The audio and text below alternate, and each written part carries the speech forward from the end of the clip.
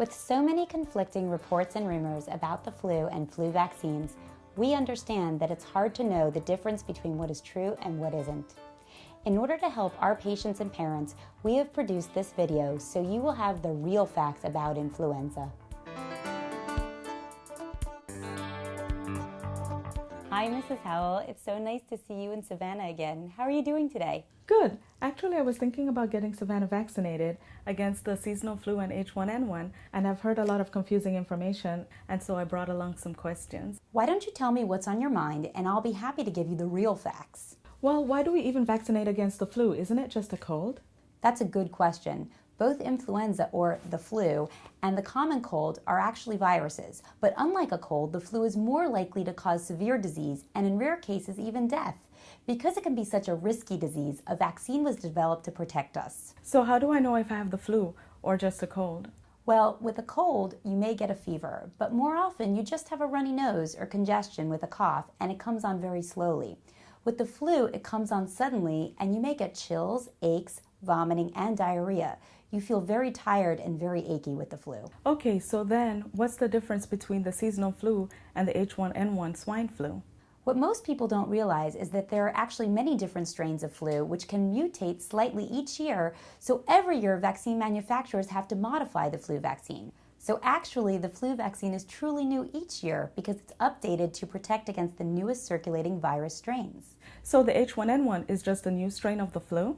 Yes, as I was saying, flu strains mutate or change their identity a little bit each season, and occasionally we have a year when the flu virus changes even more dramatically. In the case of H1N1, the human flu virus actually crossed with virus strains seen in birds and pigs. So that's why it's called swine. Exactly.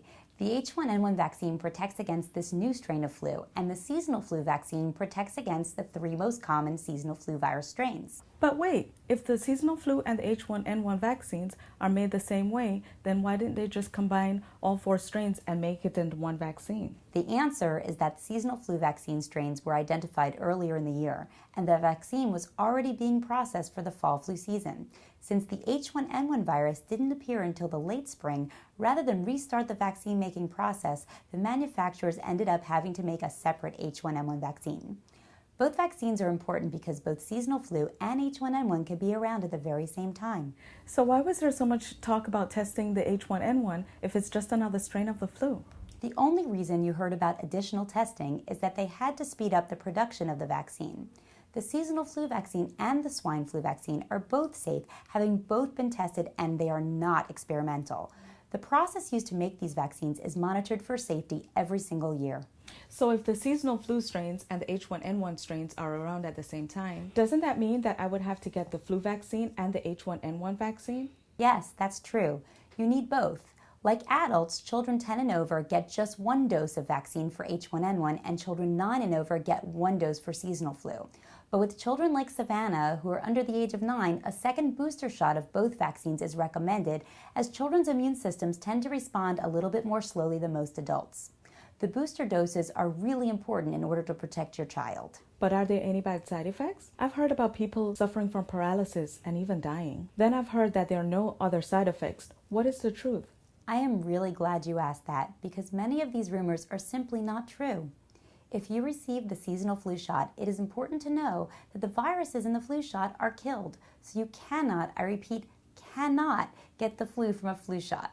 Sometimes minor side effects can occur, like soreness or redness at the shot site, low-grade fever, aches, or an upset stomach that tend to last only 1 or 2 days.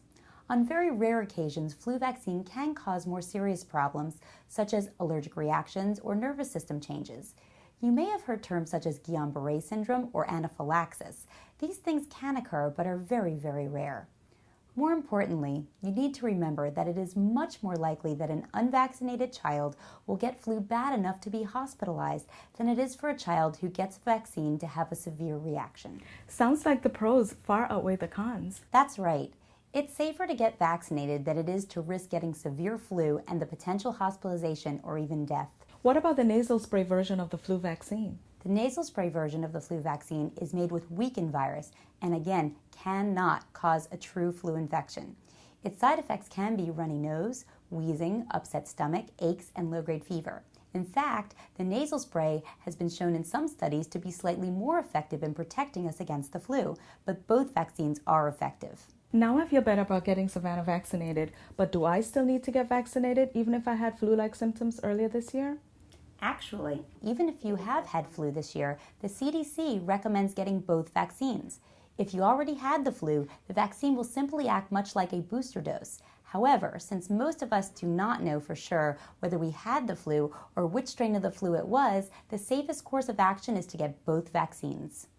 Well, I have to tell you, this talk really helped me. What should I do if someone in my family has flu-like symptoms? Most children and adults with influenza do not need medication. Children with flu symptoms should be kept home until their fever has been gone for at least 24 hours without the use of fever-reducing medicine. Rest, clear fluids, and a healthy diet are the main ways to care for a sick child.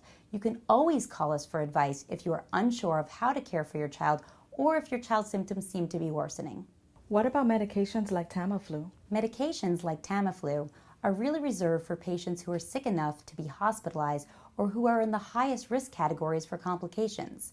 These medications can have side effects, so we try to use them only when we need them. What can I do at home to protect my family? Well, we always recommend that everyone eat healthy, get plenty of rest, and exercise. But the single most important thing you and your family can do is wash your hands with soap and water frequently. Ideally, you should count to 20 or sing the happy birthday song twice while washing your hands. If soap and water aren't available, keep alcohol-based hand sanitizer in your purse, in backpacks, and in the car. Hand sanitizers can be just as effective. Also, be sure to keep your hands away from your face and cover your mouth and nose when you cough or sneeze. Finally, be sure to regularly clean all areas and items that are more likely to have frequent hand contact, like doorknobs, faucets, phones, and handrails. Remember, you can always reach us 24 hours a day, 365 days a year. We also post regular updates and information on our website at pediatricassociates.com. At Pediatric Associates, your child's health is our top priority. We do our best to obtain flu vaccine every year, but the supply of vaccine can vary, so we must rely on the manufacturers to ship vaccine as they make it. Ask us about the flu vaccine today, and if we are out of stock, please rest assured that we are doing everything possible to obtain more vaccine. Thank you for entrusting us with the care of your child.